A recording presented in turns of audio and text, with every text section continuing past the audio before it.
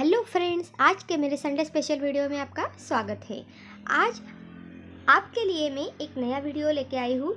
पिछली वीडियो में आपने देखा था कि छोटे छोटे बच्चों के जो भी सवाल होते हैं, कई बार हम उनके सवालों के जवाब नहीं दे पाते हैं और हम थक जाते हैं उनको ना ना बोल के, या फिर हम कुछ और बता देते हैं और वो कुछ और ही उसका मतलब निकाल लेते हैं।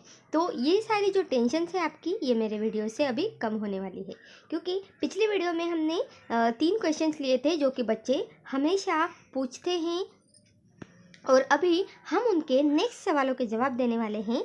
उसमें से फर्स्ट क्वेश्चन है कि जानवर इंसानों की तरह क्यों बोल नहीं पाते हैं। तो बहुत बार आपने देखा होगा कि जानवर जो हैं वो इंसानों की तरह बोलते हैं। तो ये सब आपने स्टोरी में ही सुना होगा या फिर टीवी में देखा होगा। तो ये सारे जो है एडिटिंग है, लेकिन सच में जानवर इंसानों की तरह नहीं बोल पाते हैं। तो इसका रियल रीज़न क्या है, तो आज हम इस वीडियो में आगे जानने वाले हैं।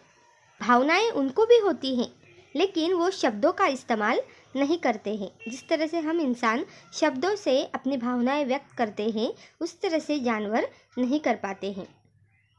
वो एक दूसरे से नहीं बोल पाते हैं, लेकिन फिर भी अपनी भावनाएं वो व्यक्त करते हैं। वो अलग अलग तरीके की आवाज़ निकाल के अपनी भावनाएं व्यक्त करते हैं। हमने हर बार देखा होगा कि जब भी पंछियों का बड़ा सा जो ग्रुप है वो अगर आकाश से उड़ रहा है और अगर नीचे उन्हें बिल्ली दिख जाए तो वो ज़ोर ज़ोर से चिल्लाते हैं, आवाज़ निकालते हैं, चिवचिवाट करते हैं। तो ऐसा क्यों होता है? तो वो इसलिए क्योंकि वो बिल्ली से पकड़े जाने के डर में शब्दों से तो बोल नहीं सकते, इसीलिए ज़ोर ज़ोर से आवाज़ निकाल के अपनी भावनाएं, अपना डर प्रकट करते हैं। जैसे कि आपने कुत्ते को देखा होगा, जब भी कुत्ते को गुस्सा आता है वो ज़ोर ज़ोर से भौंकने लगता है। हम सोचते हैं इसे क्या हुआ, और जब भी वो खुश होता है तो वो अपनी पूंछ को क्या करता है, हिलाने लगता है। तो इस तरह से जानवर जो होते हैं वो अपना गुस्सा, अपनी जो खुशी होती है वो आवाज़ निकाल के या फिर कोई एक्शन करके वो जताते हैं। इंसान जो होते हैं वो अपने शब्दों से सब बयां कर देते हैं, अपनी फीलिंग्स जो होती हैं वो बयां करते हैं। लेकिन तो इसका रीज़न ये है कि उनका जो मेंदू होता है, उनका जो ब्रेन होता है, वो इंसानों से बहुत कम प्रोग्रेस होती है उनकी, इसलिए वो इंसानों की तरह बोल नहीं सकते। उनका ब्रेन का जो प्रोग्रेस का लेवल है वो बहुत कम होता है, उनकी प्रोग्रेस ज़्यादा नहीं होती है, इसीलिए वो इंसानों की तरह बोल नहीं पाते हैं। बल्कि उनको भावनाएं हमारी जैसे ही होती है। किसी से प्यार करना, किसी के बारे में वात्सल्य होना, या फिर उनको भूख लगना, प्यास लगना, गुस्सा आना, खुश होना, ये सारी जो भी भावनाएं हैं ये जानवरों को भी होती हैं, बस वो बोल नहीं सकते हैं। और वैसे तो आपने इंसानों में भी देखा होगा कि आज भी अगर हम कोई भावनाएं ऐसी हैं जो शब्दों से बयां नहीं कर सकते, जैसे कि हमें किसी को ना कहना है या फिर किसी को हाँ कहना है, तो हम सर हिला के अपनी भावनाएं प्रकट करते हैं। इसका मतलब ये नहीं है कि हमारा ब्रेन का विकास कम है। अगला जो क्वेश्चन है हमारा वो है, क्या आपने सोचा है कि हम जो रोज़ पेंसिल यूज़ करते हैं उसकी खोज किसने की है और क्यों की है? जो पेंसिल हम हर रोज़ लिखने के लिए यूज़ करते हैं, ड्राइंग बनाते हैं, हर तरह से उसको यूज़ करते हैं और अपनी भावनाएं व्यक्त करते हैं, ऐसी पेंसिल की खोज किसने की होगी? सबसे पहले तो हम आपको बता दें कि पेंसिल ये जो वर्ड है ये लैटिन वर्ड से आया है। लैटिन वर्ड में इसको पहले पेंसिलियस कहा जाता था, और पेंसिलियस का मतलब होता है छोटी सी पूंछ, जो कि हमें बहुत बड़ा काम करवा देती है। बहुत सारी बुक्स हम उससे लिख लेते हैं। बाजार में 72 टाइप के पेंसिल्स बिकी जाती है। हर रंग की पेंसिल हमें दिखाई जाती हैं। अभी हम देखते हैं कि ये जो पेंसिल है ये किसने बनाई और इसका जो भी प्रोडक्शन है वो कैसे हुआ। पेंसिल जो होती हैं पहली जो पेंसिल है वो बहुत ही अलग तरीके की थी। पेंसिल बनाने की शुरुआत सबसे पहले 200 साल पहले हुई थी। लगभग 500 साल पहले इंग्लैंड के देश में कबरलैंड इस शहर में ग्राफाइट की खोज की गई।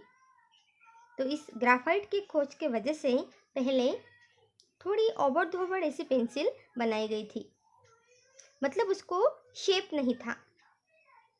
फिर से 1775 में एन.जे. कोंडे नाम के इस माँ ने एक जो पेंसिल की बारीक पट्टी होती है वो भट्टी में तपाकर उससे पेंसिल का लुक दिया था। फिर वो लोगों को बहुत अच्छा लगा था और फिर वहीं से पेंसिल बनना स्टार्ट हो गया। हमें पता है कि जो पेंसिल हम यूज करते हैं उसमें लेड होता है, और लेड मतलब शीशे और ग्राफाइट। ओके, तो ये जो पेंसिल होते हैं ये ग्राफाइट के भूगे से बनाकर इसको मिट्टी में और पानी में मिक्स किया जाता है और फिर इसका एक बड़ा सा गोला बनाकर फिर उसको भट्टी में बहुत अच्छी तरह से गर्म किया जाता है और गर्म करने के बाद इसको मशीन में डालकर इसके अलग अलग तरीके के शेप्स बनाए जाते हैं। और इसके लिए जो ऊपर के जो शेप्स होते हैं वो बनाने के लिए पाइन नाम के पेड़ का इस्तेमाल किया जाता है। इस पाइन नाम के पेड़ को बीच में से होल करके उसमें लेड मतलब ग्राफाइट की जो पेंसिल होती है वो डाली जाती है और फिर उसको चिपका दिया करते हैं। और इसी तरह से हमारी जो हाथ में पेंसिल होती है वो बनती है। आज हम देख सकते हैं कि 350 से भी ज़्यादा तरह की पेंसिल हम बाज़ार में देखते हैं। मार्केट में कांच पर लिखने वाली, कपड़े पर लिखने वाली, प्लास्टिक पर, फिल्म पर लिखने वाली हर तरह की पेंसिल हमें मार्केट में मिलती हैं। जो पेंसिल इंजीनियर्स यूज करते हैं वो भी अब बड़े स्टॉक में बनाया जाता है। तो ये हुआ हमारा पेंसिल का क्वेश्चन जो हमेशा हमें बच्चे पूछते हैं कि पेंसिल जो हम हमेशा यूज करते हैं वो किसने बनाई और कैसे बनाई जाती है। क्या आपने कभी सोचा है कि जब भी हम सोते रहते हैं तब हमेशा हमारे शरीर में कौन सी क्रिया होती है? जैसे हमारे शरीर को खाने की, पानी की और हवा की ज़रूरत होती है, वैसे ही सोने के भी हमारी शरीर को बहुत ज़्यादा ज़रूरत होती है। दिन भर हम जो काम करते हैं उसकी वजह से हमारा शरीर और हमारा जो ब्रेन होता है वो बहुत ज़्यादा थक चुका होता है। हमारे जो ऑर्गन्स होते हैं, बॉडी पार्ट्स, वो भी बहुत थक जाते हैं और इन सारी चीज़ों की थकान निकालने के लिए हमें नींद की ज़रूरत होती है। अगर हम नींद नहीं लेते हैं तो हमें सुबह उठकर फ्रेश नहीं लगता है। अगर हमारी नींद पूरी हो जाती है तो सुबह जब भी हम उठते हैं तो हमें फ्रेश फील होता है। तो आपने कभी सोचा है कि जब भी हम नींद में होते हैं तब हमारे शरीर में ऐसा क्या बदलाव होता है जिससे हम सुबह उठकर फ्रेश फील करते हैं? तो साइंटिस्ट लोगों ने कहा था कि जब भी हम नींद में होते हैं तब हमारा जो भी ब्रेन होता है वो हमारे खून के अंदर जो कैल्शियम बनता है उस पे काम करता है और इसीलिए हम उस कैल्शियम आयन के वजह से हमें निद्रा का भास होता है और हमें धीरे धीरे नींद आने लगती है। जब भी ये कैल्शियम आयन का ज़्यादा से ज़्यादा सप्लाई होने लगता है तब हमें नींद आने लगती है और हमारा ब्रेन हमें बताता है कि अभी हम सो रहे हैं। जब भी किसी जानवर को अगर हम कैल्शियम का इंजेक्शन देते हैं तो उसे जल्दी से नींद आ जाती है। कैल्शियम जैसे जैसे उसके खून में घुलने लगता है, जो जानवर होता है उसको नींद ज़्यादा से ज़्यादा आने लगती है। जब भी हम सोए हुए रहते हैं तब दो बातें होती है। एक तो हमारा ब्रेन का जो कांटेक्ट होता है वो बाकी जो बॉडी पार्ट्स होते हैं उनसे टूट जाता है और इसकी वजह से हमारी जो भी इच्छाएं हैं उसकी हमें कोई भी ज़रूरत नहीं होती है और उसकी याद भी नहीं आती है। दूसरी चीज़, हमारे ब्रेन में जो भी मसल्स होते हैं वो पूरी तरह से शांत हो जाते हैं और वो भी सो जाते हैं। नींद में हम जब भी हमारे बॉडी की हलचल करते हैं तो कम से कम हम 30 से 40 बार हमारी करवट बदलते हैं। ब्लड का पूरे शरीर में संचार शुरू ही रहता है। हमारे जो हार्ट बीट होते हैं वो थोड़े धीमे हो जाते हैं और हमारे जो डाइजेशन की प्रोसेस है वो भी हमेशा की तरह चलती रहती है। जो भी किडनी होती है वो सोते समय अपना जो काम है वो अच्छी तरीके से कर पाती है।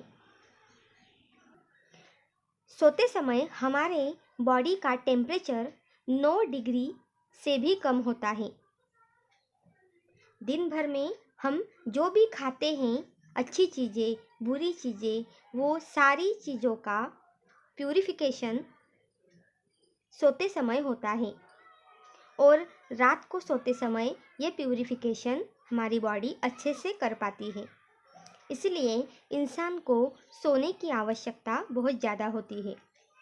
कम से कम इंसान को 7 से 9 घंटे सोना चाहिए और जो छोटे बच्चे जिनकी उम्र 15 साल से भी कम है वो कम से कम 10 घंटे तो भी उनका सोना ज़रूरी होता है। तो इस तरह से हमने तीनों सवालों के आपके जवाब हैं वो बहुत ही अच्छी तरीके से दिए हैं। मेरा ये वीडियो आपको कैसा लगा मुझे लाइक एंड कमेंट करके ज़रूर बताना और आगे में ऐसे ही कुछ सवाल हैं जो बच्चों से रिलेटेड है, बच्चे आपको हमेशा पूछते हैं, ऐसे ही कई सवालों के जवाब मैं आपके लिए लाने वाली हूँ। तो मेरा नेक्स्ट वीडियो देखना मत भूलना और उसके लिए मेरे चैनल को सब्सक्राइब करना मत भूलना। तब तक के लिए बाय बाय।